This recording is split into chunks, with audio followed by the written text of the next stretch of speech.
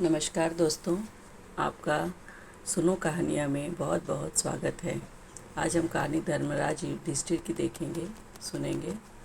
धर्मराज युधिष्ठिर युधिष्ठिर पांडु का ज्येष्ठ पुत्र था। धर्मराज द्वारा कुंती के आवाहन पर बुलाए जाने पर उनके अंश से ही यह पैदा हुआ था, इसलिए धर्म और न्याय इसके चरित्र में कूट कूट कर भरा था। इसी के कारण इसको धर्मराज युधिष्ठिर पुकारा जाता था। वह कभी असत्य नहीं बोलता था, तभी शत्रु पक्ष के लोग भी उनकी बात पर पूरा विश्वास करते थे। स्वार्थ के कारण किसी प्रकार अनुचित कार्य करना इनको नहीं सुझाता था। वह धीर बुद्धि का था, कभी उतावला होकर कोई कार्य नहीं करता था। भीम, अर्जुन तथा अन्य भाइयों को कभी कभी गुस्सा आता था तो वो मर्यादा की सीमाओं को भी लांघने को तैयार होते थे, लेकिन युधिष्ठिर ने कभी सत्य के मार्ग को नहीं छोड़ा। अगर उसके चरित्र को अच्छी तरह देखा जाए तो वह व्यक्ति क्षत्रिय अवश्य था, लेकिन एक योद्धा क्षत्रिय न होकर दार्शनिक क्षत्रिय था। उसकी चेतना केवल क्षत्रिय की सीमाओं के अंदर ही सीमित नहीं थी, बल्कि वह प्रायः जीवन के विराट सत्यों पर चिंतन किया करता था। छल कपट उसे छू तक नहीं गया था। राजा होने पर भी कूटनीति से उसने कभी काम नहीं लिया। क्षमा सदा उसके व्यवहार में रही। बड़े से बड़े अपराधी को भी वह क्षमा कर देता था। गुरुदेव द्रोणाचार्य के पुत्र अश्वत्थामा ने प्रतिहिंसा की आग में जलकर द्रौपदी के 5 पुत्रों को सोती अवस्था में मार दिया था। इससे बड़ा अपराध और क्या हो सकता था। एक तो पुत्रों की हत्या, वंशनाश करने की कुचेष्टा, और वो उस तरह अन्याय से, लेकिन युधिष्ठिर ने उस हत्याई अश्वत्थामा को भी क्षमा कर दिया। उस समय अश्वत्थामा का वध करने के लिए तुले हुए पांडव उसके सामने कुछ नहीं बोल पाए थे। उसके आत्मिक इतनी शक्ति इतनी अधिक थी कि वह एक बार तो कितने भी क्रोधी स्वभाव का व्यक्ति उसके सामने सिर झुका देता था। स्वभाव से वह सहनशील था और दूसरों की क्षुद्रता पर रोष करना उसे नहीं आता था। कौरवों ने क्या क्या कुचक्र रचे। उन्होंने अपने ही भाई पांडवों को वर्णाव्रत भेज दिया, वहाँ लक्षागृह में ठहराया। वहाँ से उनको सुरंग लगाकर भागना पड़ा और इस तरह दुर्योधन का षड्यंत्र निष्फल चला गया। लेकिन युधिष्ठिर को इस पर भी क्रोध नहीं आया। उसने कभी भी अपने मुंह से यह बात नहीं कही कि दुर्योधन को नष्ट कर देना चाहिए। सच देखा जाए तो वह पूरी तरह से निष्काम कर्मयोगी था। इस भौतिक संसार के सुख और दुख उसको अधिक विचलित नहीं करते थे। बच्चों के समान सरल उसकी प्रकृति थी। दूसरों से बनाए शर्तों को वह कभी नहीं जान पाता था। इसका कारण यही था कि उसकी दृष्टि निरंतर जीवन की सुंदरता पर रहती थी। जीवन का पक्ष वह अच्छी तरह नहीं जानता था। भाई और मित्र पर पूरी तरह विश्वास करता था। एक सफल कूटनीतिज्ञ की तरह संदेह करना उसे नहीं आता था। तभी उसने दुर्योधन का जुआ खेलने का प्रस्ताव सहर्ष स्वीकार कर लिया था। राजसूय यज्ञ के पश्चात उसने वैभव को देखकर वृद्ध धृतराष्ट्र के मन में ईर्ष्या जाग उठी थी। उधर दुर्योधन भी अंदर ही अंदर इस सारे वैभव से जल रहा था। उन्होंने ही जुए के रूप में युधिष्ठिर का सब कुछ छीनने का षड्यंत्र रचा था। उसी के लिए शकुनी तैयार किया गया था, जिसने प्रारंभ में से अंत तक छल किया और अंत में युधिष्ठिर को हरा दिया। उस समय युधिष्ठिर धृतराष्ट्र और दुर्योधन के मन के भाव नहीं जान पाया था। उसकी तो उनके प्रति पहले जैसी श्रद्धा थी। जुए में वह सब कुछ हार गया, यहाँ तक कि अपनी प्रिय पत्नी द्रौपदी और अपने प्यारे भाइयों को भी उसने दांव पर लगा दिया। उनको भी वह हार गया। उसकी सरलता के कारण ही उसकी यह पराजय हुई थी। उसके बाद जब द्रौपदी का भरी सभा में अपमान किया गया तो वह कुछ भी नहीं बोला। इसका कारण उसकी न्याय प्रवृत्ति थी। द्रौपदी उसके दांव पर लगाने के कारण कौरवों की दासी हो गई थी, इसलिए दासी के साथ वे किसी प्रकार का व्यवहार कर सकते थे। यही उस समय समाज की मर्यादा थी। भला इसके विरुद्ध युधिष्ठिर कैसे जाता। इससे यह स्पष्ट होता है कि सत्य और मर्यादा के पीछे वह धर्मात्मा अपने परिजनों को कितने भी कष्ट में देख सकता था। 12 वर्ष तक वनवास और 1 वर्ष के अज्ञातवास का दुख उसकी इस भूल के कारण सभी को सहना पड़ा था। लेकिन फिर भी उनके मन में इसके प्रति खेद नहीं था, बल्कि यह एक प्रकार का संतोष और सुख था कि वह अपने धर्म का पालन कर रहा है। और उसने वनवास और अज्ञातवास की वह अवधि पूरी की। उस बीच कभी भी वह विचार उसके मन में नहीं आया कि कौरवों ने वह कुचक्र रचकर ही हमें वनवास दिया है, फिर इसको स्वीकार करके क्यों कष्ट भोगा जाए। वह सत्यवादी था। एक बार वचन देकर लौटना तो जानता ही नहीं था। वनवास के समय अन्य भाई कभी कभी विशुद्ध हो उठते थे और कहते कि कौरवों के इस अन्याय को स्वीकार करना भी कौन सा धर्म है। उधर द्रौपदी भी निरंतर कौरवों के इस कुचक्र का बदला लेने के लिए युधिष्ठिर को उभारा करती, लेकिन वह धीर बुद्धि, कभी भावावेश में आकर अनुचित पथ का अनुसरण नहीं करता था। वह द्रौपदी को समझाया करता था कि मनुष्य का सबसे बड़ा सुख तो उसके जीवन का सत्य है। यदि वह उसने छोड़ दिया तो धन धान्य तथा अन्य राजसी ऐश्वर्य उसकी आत्मा को कभी संतोष नहीं पहुंचा सकते। असंतोष और तृष्णा ही तो जीवन में दुख का हेतु है। इन्हीं को जीतना जीवन की सबसे बड़ी विजय है। इस दृष्टि से युधिष्ठिर विजयी था। उसका चेहरा सदा प्रशांत भाव से देदीप्यमान रहता था। उसके सभी गुण के कारण हुई वो सभी उसकी आज्ञा मानते थे। उसने अपने चरित्र से पूरी तरह सिद्ध कर दिया था कि महात्मा ही इस संसार में पूज्य है और बाकी अन्य बड़े से बड़े सम्राट भी अपने कार्यों के द्वारा घृणा के पात्र हो जाते हैं। महात्मा ही अमर होता है, अन्य सभी को काल निकल जाता है और शीघ्र ही उनकी स्मृति मिट जाती है। देखा जाए तो महाभारत का प्रमुख पात्र युधिष्ठिर ही है, जो अपने युग की सीमाओं के भीतर रहकर भी जीवन के विराट सत्यों की पूरी तरह सजग रहता है। अन्य कोई पात्र इस गौरव को नहीं पहुंचता। वही था, उसने कुत्ते को भी स्वर्ग का अधिकारी बनवाया था। समाजगत भेदभावों को वह छोटी परिधि के सत्य मानता था, तभी तो उसने उसके स्वर्ग में जाने से इनकार कर दिया था, वहाँ जहाँ उसकी सी आत्मा रखने वाले कुत्ते को प्रविष्ट करने का अधिकार न हो। क्या युधिष्ठिर के अलावा और कोई व्यक्ति उस समय समाज में यह बात कह सकता था?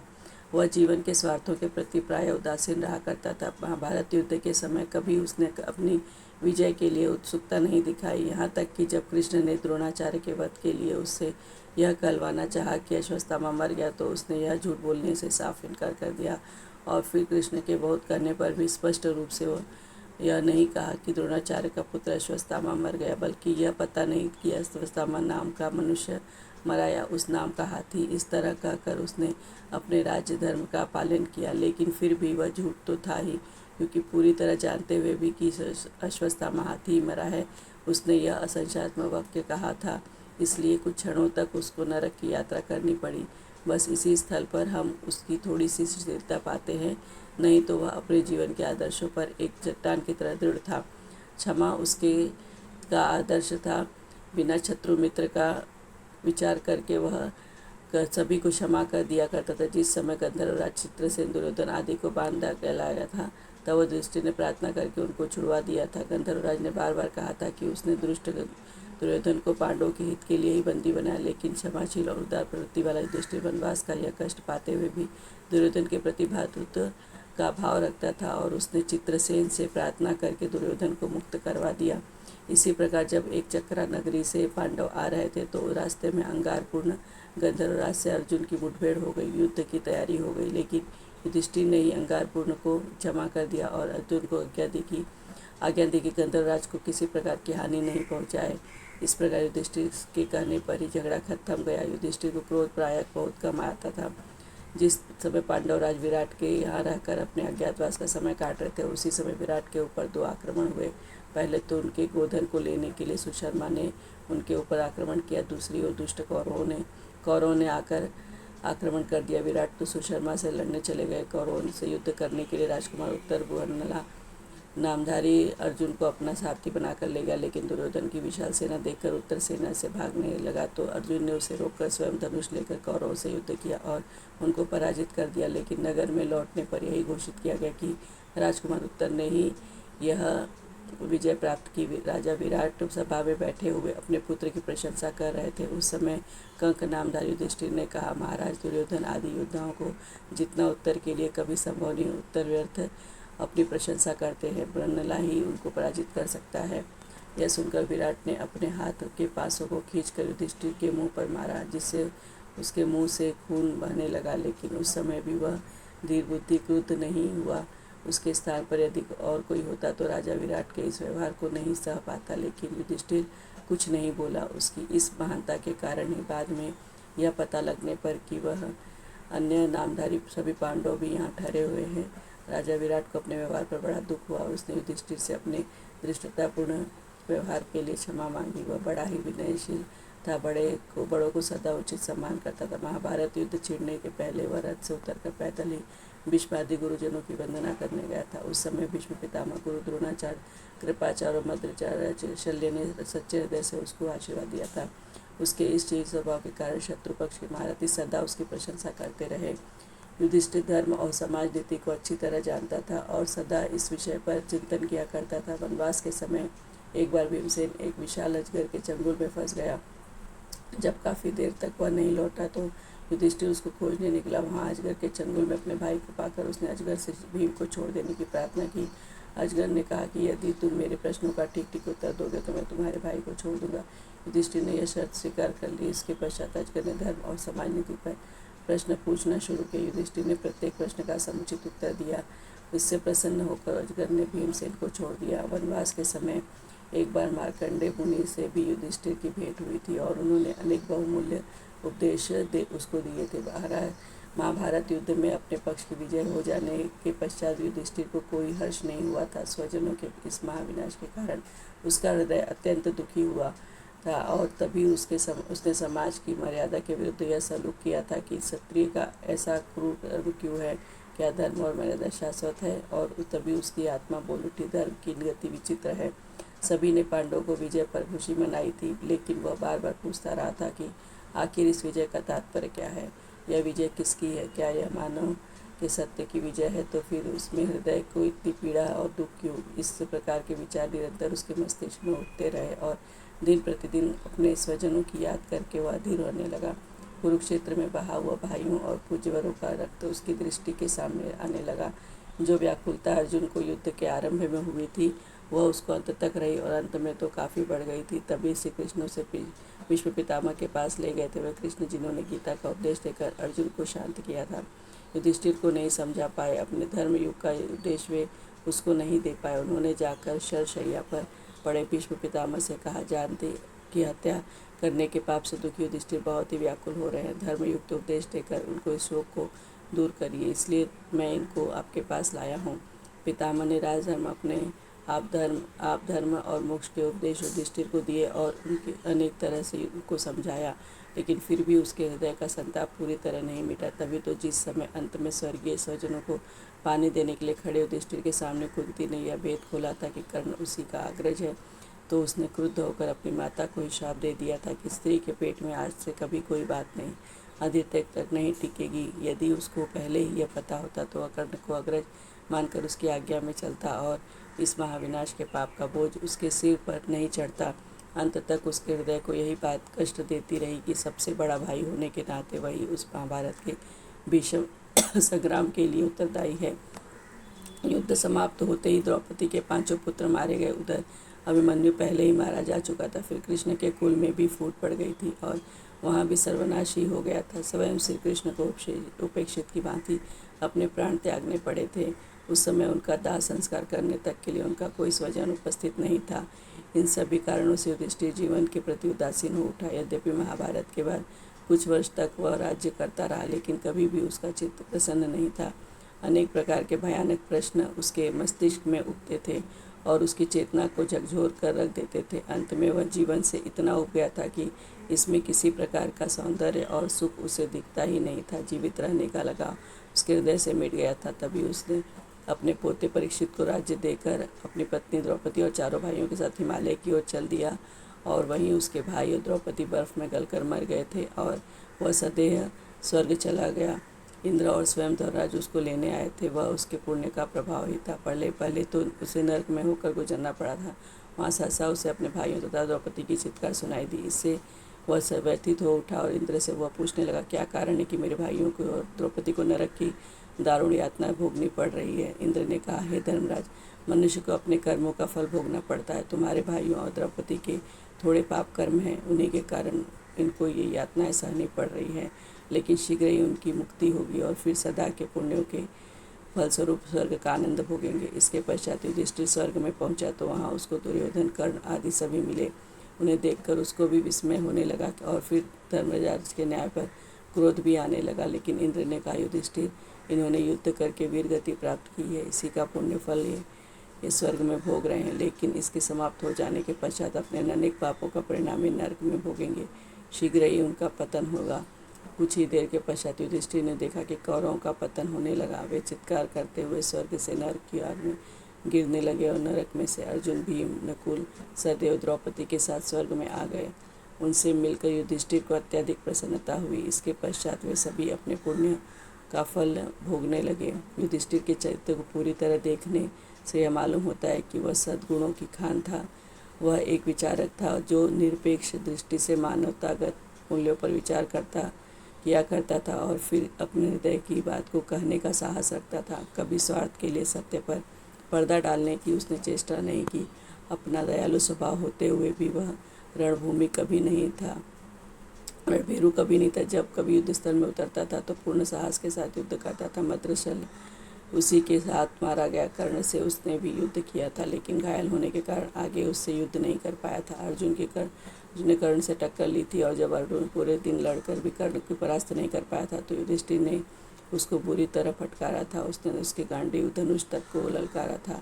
इस पर अर्जुन ने क्रुद्ध होकर अपने अग्रज का वध करने की ठान ली थी, लेकिन कृष्ण ने बीच बचाव कर दिया। फिर अर्जुन ने युधिष्ठिर से अपनी धृष्टता के लिए क्षमा मांगी थी। युधिष्ठिर के जीवन में यही एक घटना है जहाँ उसने अपना धैर्य तोड़ दिया था, नहीं तो सदा धैर्य रखा था।